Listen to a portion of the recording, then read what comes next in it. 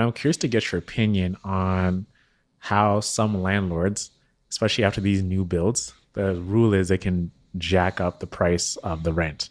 It's happened to a couple of people who I That's right. live with. Like one of my buddies, his rent was say 2100.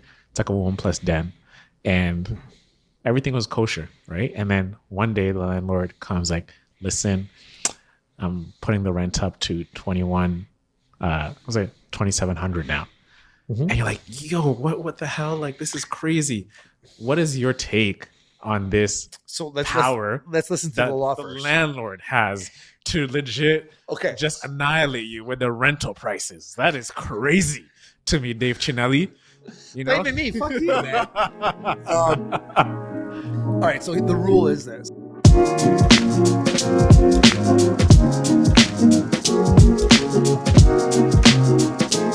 Hello. We are back in the DC headquarters. I am a co-host, Owen Osinde, or as they like to call me, Agent Double O.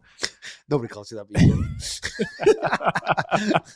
And I'm joined with my main man, DC himself, David Chinelli. How you doing today, man? Very nice. It's a little warmer right now. It's starting to, You know what it is, man? We're both wearing black. Yeah. So we're attracting the heat towards us. Ooh, maybe, yeah. You know? I like it. And we're about to bring the heat on the mics. That's what we're about to do.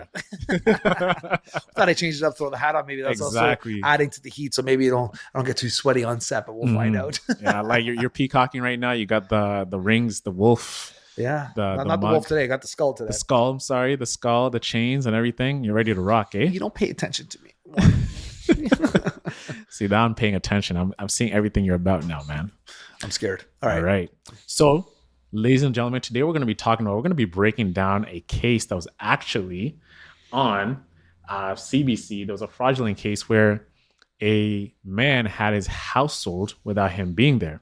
I think I'm on a vacation or something like that. He went on vacation. He was away. So what I'm going to give you guys a short summary of what happened. And then David and I were going to cook and we're going to get his thoughts on this. All right. So the story goes like this. Melissa Walsh's great uncle moved into a long-term care home in late 2021 before his 95th birthday. Her family decided to rent out the East End Toronto home he has owned since the 1970s. This was to help him pay expenses. The family had turned to a local, Royal LePage, which is Dave Chinelli's brokerage, which he's a part of, where the company, where two real estate agents help them find and screen tenants to rent the house located just off Queen Street East near Kew Gardens in the Beach neighborhood starting in December 2021. The tenants chosen used fake identity documents and bogus references on their lease application. Someone was posing as the uncle and had hired two different agents from Royal LePage to list the house. The house was staged and had offers of 1.2 million, and even one came out 1.9 million. In January 2022, another home was listed for sale when they were away. They thought it was a bunch of agents scheming, but it turned out they were lax on identification and due diligence. They ran the IDs and those driver's licenses came back as valid. So, DC, we're noticing something here, right? Yeah. One, it's now what this story exposes. You know what it tells me? Anybody who wants to sell someone's house, I can pose as an agent, let's say, and I can sell someone's house. But wasn't it? It was the buyer, the sellers were posing. The seller was posing as a person. It wasn't the Royal LePage. It was, you can't pose as a realtor, right?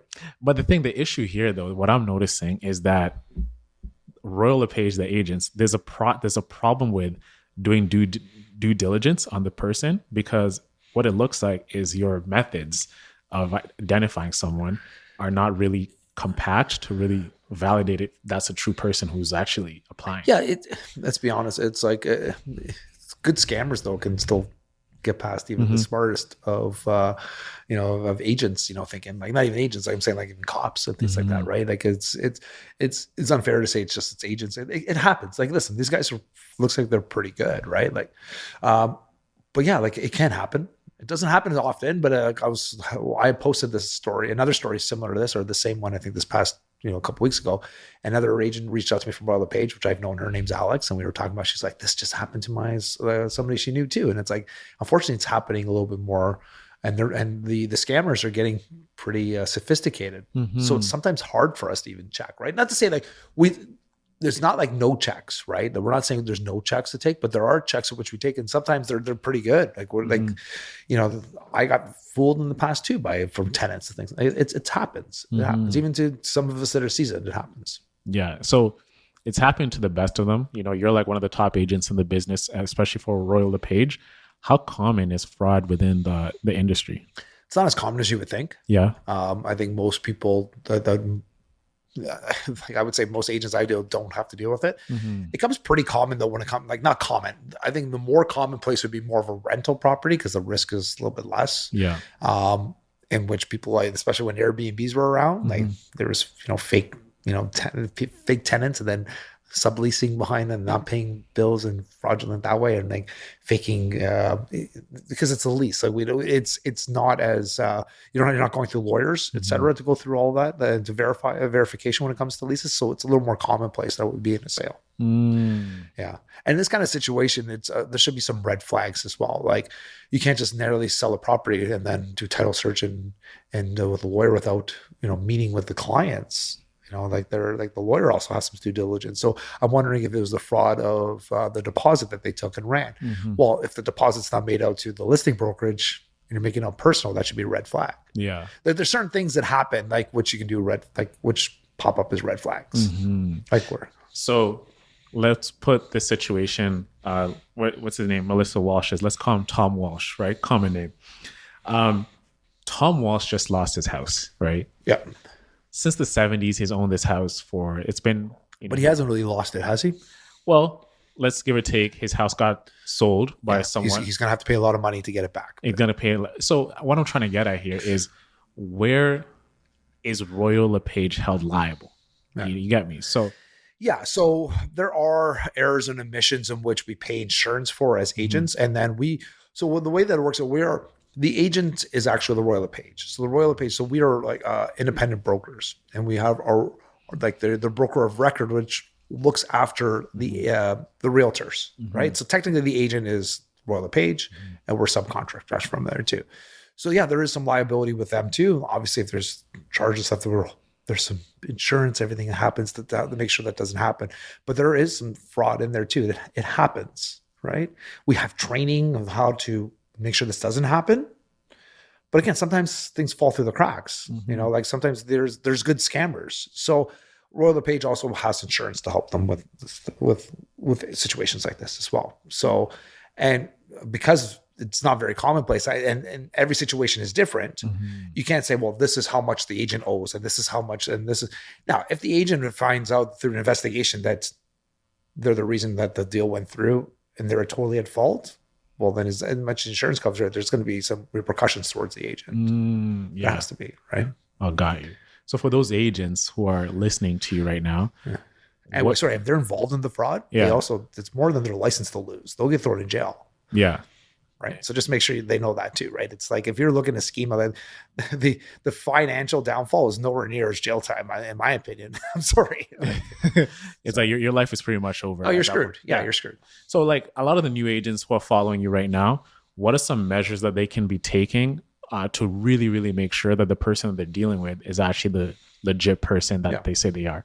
So first off, if you have a buyer or you have a tenant that's coming in, so that's the buyers or maybe the fraud. So first things first, you want to have their ID and do a background check on them. Something as simple as checking social media, right? Too. Now, if you have any, if checking social media, if they're nowhere there, talk to them, say, okay, if there's a tenant, I always ask, send me your documents first, which I'm going to give to the other agent. Let me verify it. So we're going to do a double check. Because if there's any inkling this person's not checking out, if they're not showing up on social media there too and you're making phone calls, then you just fire them. Just don't even go near them, right? We had a situation where one of my agents had, we had talked before, and the tenant had not the best credit score. And she's like, oh, don't worry, I'm going to be working on my credit score. Like 2 weeks later, all of a sudden her credit score is much better. And we looked at it, I'm like, that's doctored, right? So what you can do for a tenant is like at Royal LePage, I pay for, actually I think it's $10 or something like that to get an Equifax report. So you give me an Equifax report, and if I ask for my office 3 days later, and if it's different, I fire you right on the spot. You're done. Like you fire like the person, the prospective tenant. You're like, I'm done. Done. Yeah. Done. Yeah. You lied to me. Yeah. I don't want anything to do with you. Man, I because a lot of agents, they'll just take whatever documents you give them. No. There's a couple of people I know who live in my building, and this is like when COVID just hit, and of course the rental prices were down, and they couldn't really provide like the working documents or like post dated checks and everything, so they fabricated everything, right, from the checks to I work here to everything that you're talking about here. And I was like, bro, how did you do this? He's just like, man, I was just skilled at like making sure everything checked out that for me to really get this offer approved. I was like, how did they even get past that? He was like, man, honestly, this guy didn't even check. What I just needed to do was to get the place, and then I was going to get a job and whatever. But I didn't have a job at the time, but I needed just to get this place, and I was going to be able to get my income and whatever. But that was just alarming to me that even with the Equifax documents you're talking about, there's people who mess up certain words, the spacing, the way certain things are laid out. Even me, with someone who's not professional, I can see that and I can be like, you doctored this document. And I'm just surprised how some agents within the industry, they're just so quick just to want to make the sale and push the offer forward to the owner and move on and get their commish. But you know who suffers at the end of the day? The owner of the place. They have a bad tenant, they're not paying. That's right. And all hell breaks loose. Yeah. And then it should come back to the agent too. Like if that's the situation, you hired this person based on you, like what is your repercussion on this? You know? So something like this happens similar to something I like one of our tenants here, like everything checked out.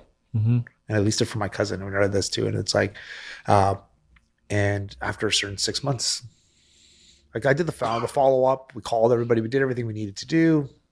Due diligence checked out. Everything. Everything checked out. So as I'm saying, sometimes things fall through. Yeah. And the guy just stopped answering. I called up the other agent. I called the other agent first before we agreed to this. He goes, listen, this guy, he has a pre-construction. It's coming up for me. I know him. You know, he just needs it for the year. He works in construction. His number had all that stuff. Then they're like, yeah, everything checked out. Turns out he was subleasing the property right away. And then took us 6 months to get the new tenant out because she didn't know anything was going on. I had no idea that she was subleasing this property. Yeah. So he screwed us over, screwed her over, screwed everybody over. And then I lost the deal. And I have to write my cousin because my cousin went and sold the property with I sold another property for him, but he's like, you know what? There's another agent in the bill. He knew what was going on. He sold the property. I'm like, listen, I get it. Like we made a mistake. You know, it wasn't like I got the wool pulled over my eyes, and he did it to a number. It wasn't just me. He did it to like 3 or 4 agents in the same property with different so that's 3 or 4 properties. So he screwed over like 6 agents. Everything was checking out, and everyone, that's a whole train of people got screwed over. I'm saying sometimes. So now it's like, even now, like even we thought we had good practices, now we're just trying to do everything more. Tenants right now, like I don't work with like if I have a potential tenant, I give it to my one of my buying agents, and they work with them too. I work on the listing side, the leases, because I don't drive around. It takes a lot of time, and there is a lot of effort that goes into with screening tenants. Now on the buy side, we also have a screening process in which, for funds, we do FinTrack. We check your history, so we have to look at your ID. We're also like doing those kinds of follow-ups too. But remember, like there's also a FinTrack. I forget what the acronym stands for, but it's also for funds, where your funds come from. So you have to, when you're purchasing a property, you have to tell us what bank account it's coming from. You have to tell us what bank it is, account number, because we're making sure you're not laundering money. Like that's like the idea. That's the idea behind it. And also, so it's a deposit we have. It's got to be in cash, like it can't be real cash. So anything over $10,000, we have to report right away. They can't be over. So I don't even touch cash, but it has to be like in some sort of liquid form when you get the deposit. But the other thing too is like, so we've had all this documentation. When it goes to the purchases, that gets sent to the lawyer too. Like the lawyer they're doing their own due diligence. So you're going through, it's not just a realtor going to check. That's what I'm saying. I'm surprised this even got to a certain point. Like what is checked on the buy side, there should be a ton of checks already happening. Now on the sell side, what we should be doing is checking the deed. That's 100%. You check the deed, which we got called in a geo warehouse. There's a system we put into, like it used to be MPAC, but now it's like The deed? How do you spell that? Deed, D-E-E-D. Deed. Okay, you got to check deed. The deed. So who owned the ownership of the property, Got you. Okay. right? Yeah. And it's done through Geo Warehouse. And you got to make sure the names on the IDs are matching up. So again, most of my clients, there's some sort of history behind them that we've had. Like, it's very kind of rare we get somebody we just know absolutely nothing about. But if somebody, but the red flag would be like, I need to sell this property really fast. Well, why do you need to sell it really fast? Like, why need to get out of here real quick? And like all of a sudden the sign goes up and it's like, like all of a sudden you're selling your property, and the neighbors like, do you not have a good relationship with your neighbors? Like, oh, that if you're leasing it, I thought your property was tenanted. Now you're selling it. Like, do you not talk to each other? Like, there's just so many things in this kind of situation. It kind of like the red flags are there. Yeah, like, they're like red, but nobody's acting on them. How do you have the presence of mind to see what's going on here to be able to like do that? You mentioned something about the money, where it's coming from, right? Yeah. Speaking from like a capitalistic mindset, I have the money to buy this house. Let's say I have all the cash, $800K plus the costs that are associated, like the transfer tax, everything like that. Closing costs and et cetera, that we spoke about in episode 2. How is it in your right to stop me from buying a property, even though because you're my agent, you're representing me? No, I'm not stopping you. What I'm saying is like, so you talking like we have a potential client coming up right now, which they want to buy up to $1.5 million, and they're in Dubai, and they're a Canadian citizen, verified, have Canadian passport, they are verified Canadian. We have their financial planner, everything is legit. And they said, I have cash. I want to pay cash. Okay, great. What we're worried about is the deposit. After that point too, the remaining after the deposit, which say it's 5% of the purchase price. So in this guy's case, it's like $75,000. I think that's right. Something like that, or whatever it is. Let's even call it $100,000. The remaining of the amount of money that goes to that's going to get wired. That goes to the lawyer. The lawyer does the wiring, all that stuff too. So it's like, we're only concerned with it's not concerned. Like, so our realtors, like, we're not police checking that. We're checking what we have control over, which is the deposit. That's our control. And we are doing all the steps to make sure that the deposit's coming from where they say it's coming from, right? When it gets to that point, after everything's done and all conditions are firm and now the deal is firm, now it's in the lawyer's hands. So we're hoping if there is like some sort of fraud that we're trying to figure out all the same, but there should be red flags on their end too. So your deal is pretty much resting on the lawyer. Is that what I'm hearing? Yeah, a lot of it's always resting on the lawyers. So can the lawyers still operate on self-interest? They should be 100%. But I'm saying in the interest of protecting you, the person selling the house, because a lawyer at the same time can also be like, even though I'm operating under the law and I'm operating because this is my ethical, I have a code of ethics I got to abide by. Yeah. I can still be like, you know what, man, this is a lot of money. I want to make money off this sale. But again, and how common does that happen? You know what I'm saying? Because if this case happens, I would say no one. So I have I have a number of trusted lawyers and stuff. If there's any red flags, like they're on the phone like right away, like right away. We had a situation in 2021 in October where I double-ended a deal, in which the lawyer of my buyer was unscrupulous, to say the least, and trying to screw us. And the lawyer representing my guys, which is like, she's my personal lawyer too, like, she told me every step of the way. We were like, this guy's trying to screw us. It was unreal the lengths this guy was going to screw us. So yeah, it does happen. But it's like, it's very rare, because it's like, unless they're doing something with that money, like they're not getting paid. Like lawyers don't get paid, like the lawyer clerks on the side. It's not they don't make a percentage off the transaction. It's like whether you're buying like let's call it like an $800,000 property, you're buying an $8 million property. The process is the same, right? Like it's the fee is the same, pretty much. Fairly same, yeah. Got you. Because you know what, I was thinking like the higher the cost of the property, the more the fee is gonna be, right? So that's why I can probably see that.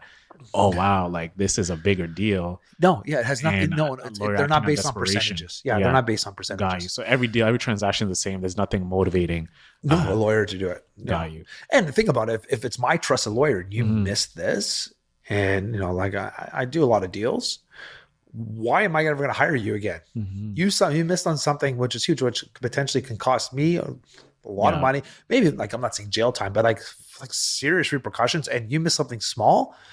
Get the fuck out of here. Like, honestly, I'm sorry. Like, yeah, like there's a lot of real estate lawyers and stuff too. And I'm hiring you, and I'm trusting you with my client. Like if it's my referral, to not miss this shit, like, and that's especially cover my ass, like it's, I never want to think of it that way. I never had to think of it that way. I'm hiring, I give like the client, the lawyers that I have, I know the trust, they're good at what they do. They don't miss these kinds of things. This is kinds of this is why I'm telling him to go over there, because they've have a proven track record, right? I'm not just picking up the phone book and saying, yeah, this guy looks good. or this girl looks good. Like, no, it's somebody you trust and you've seen do deals before. That's why it's always good to go with somebody, right? That's, and it's not always based on price points, especially when it comes to lawyers. Like I've said this before, you don't want to have the cheapest lawyer and you don't want the most expensive. The cheapest lawyers don't really know what they're doing. And I've seen situations where they've lost documents over and over again, and they frustrated my deal because my clients didn't go with one of my 3 or 4 recommended lawyers. And then I have ones that are charging like $3,000 because they don't want, they really don't want your business because they're too busy. But they figure, well, if you're dumb enough to pay, not dumb enough, but if you're willing to pay that, sure, then I'll take you on. But they really don't want the business. So it's you don't want those 2 types of lawyers, right? Got you. They don't have your best interest in mind. I'm gonna go back to when you have a tenant in a house, right? So let's say one of the cases you brought up was you have this person who had the fake documents and etc. Let's say you find out after the fact, and give or take, they've been renting your property for about 5 to 6 months. You, as the owner of the property, now that you're aware of this, can you still take steps in getting them out, even though they've been paying the rent, they've been faithful, but the process that started the whole journey? What's fraudulent documents? If they're staying there, they're not your tenant, right? So are they still paying? Yeah. So they're still paying, but they had fake documents to start. Then becomes, I guess, it's an interesting question. Like, what does your landlord want to do? If you're still paying the price point, doesn't matter at that point. I see. That's the thing. It's like we usually don't find, as landlords, we don't find out that they're really fraudulent unless the shit hits a fan and you don't really know. Really, it's not because we're not doing. I'm not doing, like, I have a 6-plex, for example, which I have tons of tenants in that one 6-plex. Right? If they lose their job or something like that too, their job careers, I don't know. So who's to say that their documents? I'm not checking all the time, like, because they're paying me my rent and they're paying what they said they're going to pay. Their obligations fulfilled. I don't know if there really has been any repercussions from that. Now, if they stop paying, or if they found something they've subleased, or they did something against which we know about, then 100% you go to the landlord tenant board and you just get the document signed, and it'll take about 6 months for them to, like, it was taking 6 months. Now it's probably a year or 2 years even before getting hearings, and it's a pain in the ass. But it was, notoriously, at least like in the past, it was about 6 months to get them out. Got you. Speaking about eviction process and everything, let's talk about the rights of the tenant and the rights of the landlord. So as a landlord, we have no rights. It's sad to say in Ontario, it is highly skewed. In Ontario, it is highly skewed. The tenancy board is highly skewed towards the tenants, making sure that they have rights. And that happened because in the past, there was a lot of slumlords, scumlords, or whatever you want to call them, like really bad. And they're living in terrible conditions. And I understand that. But now I think the pendulum swung too much that we're getting screwed over as landlords, and there's not really a lot of repercussions we could do. How are you getting screwed over? People, for example, if you don't want to pay, we've had people not want to pay. It takes, like we were saying in the past, at a good stretch, man, it was 6 months to get you out. That means they're paying rent free for 6 months. You can't physically remove them. How are you going to get them out? Now, it might take a hearing over a year because of COVID, since COVID, if not longer. So you're literally living in your property. There's cases where professional renters who've found their way to get in there, have lived in a property for a couple of years without paying any rent, using all the utilities, and you can't evict them. But can't you just use brute force and be like, get out my place? I mean, I have the key. So these guys are very smart. They know how to, but they're living in the property. They know they know the rights and call the cops and all this stuff too. So even though you own the property, you don't have as much rights. And even if you try and get them by force, now that's assault. That's right. And now it's like a double whammy now. It's like, so yeah, you lost money and now I've got to imagine you have a restraining order against your own house. Right? Imagine that. That's crazy. So that it's funny, but yeah, so it's very important for you, and if you are a landlord, want to become a landlord, to be able to screen your potential clients, your tenants, as best as you possibly can. Right. And we talked about a little before how I kind of screen them, or I don't know if I talked, maybe not, maybe it's like something goes, we haven't talked about that, but I've talked about it, maybe a different conference, maybe a panel I was on before. So what I do with my own personal one is I rent them. I don't always go through MLS. A lot of times I like to meet them in person. Like my property I have in Roncesvalles, it's like a 6-plex. I go there in property, and I've set up about 3 or 4 appointments on one day and want to show that there is interest in the property, and I meet them on site. and you get a feel for them, because it's not just important that they pay. They also have to fit into the other tenants. So it's like the culture that they bring towards your house and where they're living in matters, because you can't be dealing with disputes every night, for example. It's not going to kill your sanity. Let me ask you this though, but like when you get in that position though, of culture fit, feeling them out, right? People can also fake the funk and give you, they can assess you like, okay, I know this type of guy. I know this is what he's looking for. Yada you yada. never yada. know what I'm looking for. But you know what I'm saying? I can walk around. I can see if it's Alex or Isaac, and okay, this tenant is definitely going to fit in. And then they get in, and then disaster strikes. You know, knock on wood, it's been good. My gut's been pretty good like that. When I know I'm getting somebody like that, I'm not really sure about. I'm not. I put my guard up, and I know how long they're going to last. Sometimes, my needs of this necessity, and the more in the past than it was now, then we'd rent it out to them, even knowing there's probably going to be some issues. But no, I think my gut's been pretty right. You have to go with your gut. Like that's the thing that nobody teaches you, right? It's like your gut is like 98% true most of the time. Go with it. Like listen to it. To me, the culture of the person that brings forth is more important than the numbers on the paper. So like, for example, I have a tenant now, like he was transitioning from female to male, and he had a lot of pushback from other tenants, like clients who wouldn't take him on just because I'm like, that's discrimination. So he kind of told me the whole story. He goes, listen, my credit score's been low. I've been paying for surgeries. I'm like, absolutely no issue. I'm not like, so how's your proposal to pay? And he goes, he paid me like 6 months up front. He said some sort of like issue, like we've talked about it too. And I'm like, I knew about that going in. I'm like, as a human being, stuff too. And I'm like, I felt for him. Like I knew his story. And I said no to other clients, even when actually were better on paper than him. I knew he'd fit in well. I knew this is the type of house he needed to be, and he was going to take care of the property and take care of me well. To me, that was worth more than an extra $100 a month. So it was part of the screening process, but sometimes the numbers don't always tell the same story, is my point. Yeah. So your gut for you will tell you, and I'm still happy that it's been over a year and a bit. He's been there too. And I just, first of all, not to give somebody a chance because of the nature of what they're feeling inside or how they change is ludicrous to me. It's like everybody deserves a place to live. They deserve to be happy. They deserve to feel safe in a house. And some of the places this guy unfortunately had to go to were really unsafe. Yeah. And he had lost some money because of that. It was like, it's great. He told me his story right away. We went down. I'm like, I trusted him right away. For new tenants, new people who are renting their houses to tenants, can you explain to them the right way to evict someone in a sequential process? Like step 1, do this. Step 2, if this doesn't happen. Step 3, what's within their rights? So in the beginning, I always mention to my client tenants, like in the day before properties, it's like, the rent day, text them, email and stuff too. Hey, the rent's due. Like, oh, are you going to be rent? Like, make sure you have a trail. If they're not paying, if they're not answering you, if they're waiting a little bit, then you say, listen, is there a situation? Try calling them the first couple of days. They're not answering, because what happens usually it goes cold and then they just stop paying you, right?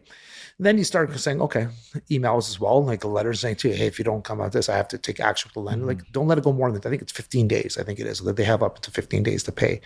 Then start going to research the landlord tenant board and get your rights, get the document, the paperwork, and do it right. The problem a lot of times when it comes to evicting somebody is the reason why sometimes it takes over 6 months is sometimes the paperwork is not filled out correctly. So go back into your lease, make sure you have the right numbers, because even if the dates are off by a day or two, that whole eviction process gets tossed. It has to go through another round. So communication towards your tenants, say, hey, like I need the payment. If they're not answering to you, like, okay, listen, I'll let you know if you're not if you don't answer this, both text message and email saying I have to go to landlord tenant board. We have to start the process of eviction because you're not giving me any notice. If you need a payment plan, give them an option. If you need payment plans, let me know where it's at. So those kinds of things helps alleviate. But as soon as you say the landlord tenant board, hopefully that'll put some fire under their ass and get things going. If not, start the process right away. Got you. I see. Do not delay. Do not delay. Do not delay. Don't wait. Everyone will tell you song and dance, but it's like, if they're not answering you, if you're not, it's like, let's give them ultimately, and don't back down your date. So say, hey, if you haven't answered by near, I'm filing this. There's this one rule I understand from, especially new builds. If someone's been living there for more than a year, the only way that they can kick you out is family, right? So No. I know what you're saying is so. Okay, I'll let you go. Yeah. It's not kicking you out. So if you have a lease in place, right? So it's a signed lease. That lease has precedent over a sale of a property. So even if, for example, if you signed a lease and it's till like next year, like even if you sell the property, you're legally allowed to live there unless you pay them rent to get out. They figure out some financial ways to get them out. If you just want to take over the property, if you want to move back into it, it has to be a family member or somebody close to you or a caregiver for somebody within your immediate family. I can't go up to you, Owen, and say, hey, like you've been living here for like, we have a lease, you know, or even you're a month to month at this point. You've been here for 2 years. Great.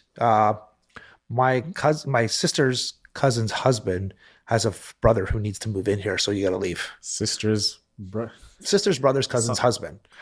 Exactly. So they're like, that's so nice. Complex. Sounds so deep. Yeah, that's nice. It's not going to happen. Yeah. But if I said to you, like, so if I owned a property and I said, hey, my daughter is moving in, giving you 90 days or 60 days, whatever. I think it's 60 days, but let's say I give you 90 days. It's my daughter. I own the property. She's moving in personally. It becomes her primary residence. I'm not evicting you because I want to sell and make more money, or evicting you because I want to make higher rent. Because that has happened before. Somebody's told somebody, oh, I'm putting my daughter in, or my wife or something else. And then they move and then they go and they revamp and they rent it out. Well, it's gone a court case where the tenant sued the landlord, and that landlord had to pay that tenant's full year's worth of rent at a higher rate because they had to go to a higher, more expensive place. So be very careful. And like everyone got sued. Like the realtor got sued. It was just, it was all fraudulent. So you can't do that. Yes. You can't do that. And a lot of times, if you are using it for your own personal purposes, for your daughter, your like somebody with your sister, right? Or anybody else that's within your immediate family, a lot of times you have to pay them like 1 month's rent as well. They don't just get to leave. Got you. You know, I'm curious to get your opinion on how some landlords, especially after these new builds, the rule is they can jack up the price of the rent. It's happened to a couple of people who live with. Like one of my buddies, his rent was say $2,100. It's like a 1+ den, and everything was kosher, right? And then one day the landlord comes like, listen, I'm putting the rent up to $2,700 now. And you're like, yo, what the hell? Like, this is crazy. What is your take on this power? Let's listen to the law the first. landlord has to legit just annihilate you with the rental prices. That is crazy to me, Dave Chinelli. You know? Blaming me. Fuck you, man. All right, so the rule is this. So as of, I think it's November 9th, if the building was built, if it's condominium, I believe it is. I don't think it's housing, but if the building was built after November 2018, you're allowed to increase the rent any amount you wish. With 90 days notice. Now, if it was before, here's why. If it was built before that, you have to stick with the government regulated, approved lease. So for example, in 2023, you have to give 90 days notice if you want to increase rent, and the maximum you can increase rent is 2.5%. So the government tells you that. So for all my tenants, my property is over 100 years old. If I want to increase, I was telling a couple of my tenants, I told them as of October 1st, October 1st, January 1st, your rent is increasing 2.5%. That's it. It's fine. It is what it is. The reason why after 2018, the new builds, when a building gets built, for example, a condominium, most investors just want to rent it out. It's not a natural environment for leases. And the reason why is because there's an influx of amount of leases. So supply at that point is more than demand. So artificially the prices are lowered just to get this place rented. Right. So because if you have 80 units to choose from, the guy's like, what do you want to do for me? Right. The tenant's gonna be, what are you gonna do for me? And they're giving them like free internet. Right. There is all this like 1 month rent free, like doing this. Yeah. So you got to remember the market's not necessarily established. Right. So in order to put you under rent control for that, for a market which really it's really lower than it should be, is not really fair to the landlords, because especially with the increasing interest rates up too. So this was the idea. So the idea was not to hinder the brand new landlords because of the unrealistic market when it first hit the market. So that's why if your buddy there probably was in a newer building and the rents probably were in the area. So the tenant could always push back and say, hey, like, listen, like, here's what the other rents are renting for. Can we get something closer? Like, they don't have to accept that. They go back and push back and say this. Well, like, then you can negotiate back there too. Like, but the landlord's probably increasing the rent based on the market. Yeah. So if he has no market incentive, then there could be some more sort of arbitration, but then you're kind of soured. But yeah, but what was happening, for example, in 2017, so that November 2018 number used to be 1999. If it was built after 99, there's no rent control. What was happening is the market was getting so hot. The landlords wanted to sell their units fast. So they were doubling the prices for rent. What? Yeah. So if you had like a $1,500 rent and I come up to you and say, hey, Owen, thank you for being a tenant. In 90 days, we're going to raise your rent from $1,500 to $3,000. Dave, I can't afford that. Wow, that's the new rent price. Guess you're going to have to move out. Oh, well, what am I going to do? I guess I'm going to sell this unit for a crazy amount of money. And that's what they were doing. They were increasing the rent way high so the tenant would move out so they can sell it vacant. The pricing on rent these days. And before I even got there, can someone like Doug Ford come back and say, there's no more rent control? Even though this thing is in place, can he reverse it and say all new buildings after 2018 are not subjected to rent, they have rent control, so 2%. Yeah. Well, he's the one that changed it back because they removed it. So they said everybody was under rent control, and they also didn't help the market. So that's why Doug Ford came back in and added it. Because, and that was the line he put in the sand was November 2018. Got you. I'm hoping to get that number right because that's the number I think I'm calculating because it's on. If you Google it and saying like rent control, it's actually in the document. So actually, it's better to actually own the place than to be renting because it feels like as a renter, you're pretty much it's like open season on you. If like you're in a what I tell you before about renting, it's good for a short period of time, but like. It's as much as I hate to say that I explain to people are complaining about, well, I don't want to pay like, 7% in interest. I'm like, well, you're renting, you're paying 100% interest. So you're not getting any of that money back. Yeah. So it's okay for short period of times if you're in certain situations, right? Like you want to be closer downtown for a couple of years to feel out neighborhoods. You might be moving with your girlfriend or boyfriend and trying to figure out if your relationship works that way. You want, again, there's certain parameters. Maybe you're not in the area long enough, you're going to be moved. Great. But if it's someplace you want to live longer term, it doesn't always make sense to rent because again, you're paying 100% of interest to your landlord to pay off their mortgage plus profit. Yeah. Damn. Well, Dave, this has been a great chat. We've dissected the fraud in this industry, renting. We kind of like, but there, what? And when it comes to fraud, my friend, unfortunately, there's always going to be frauds. There's always going to be frauds. Yeah. There's no bulletproof fraud in like real estate. Like it's always going to be there. Yeah. Yeah. And it's good we have some parameters like. Yeah. And they've increased it since I've been a realtor too. Like there's certain things the stuff we're having to do there. We do checks. It's not like we're not doing checks, but sometimes you have good fraudsters and we always try to be on top of that. As for the majority of the stuff doesn't happen, right? Because you have to be pretty damn good to do it, to get it passed.